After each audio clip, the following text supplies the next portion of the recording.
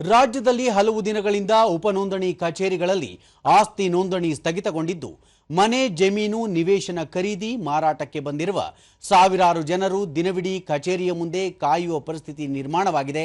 ಹೀಗಿದ್ದರೂ ರಾಜ್ಯ ಸರ್ಕಾರ ಈ ಕಡೆ ಗಮನ ಹರಿಸಿಲ್ಲ ಎಂದು ವಿಧಾನಸಭೆಯ ವಿರೋಧ ಪಕ್ಷದ ನಾಯಕ ಅಶೋಕ ಟೀಕಿಸಿದ್ದಾರೆ.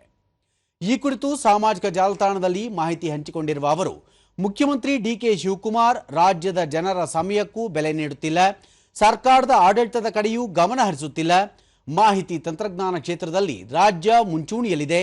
ಹೀಗಿದ್ದರೂ ಸರ್ವರ್ ಸಮಸ್ಯೆ ಎದುರಿಸುತ್ತಿದೆ. ಕಾವೇರಿ 2.0 ತಂತ್ರಾಂಶ ಸಮಸ್ಯೆ ಎದುರಿಸುತ್ತಿರುವುದರಿಂದ ಜನರ ಮೇಲೆ ಪರಿಣಾಮ ಬೀರಿದೆ ಎಂದು ಹೇಳಿದ್ದಾರೆ.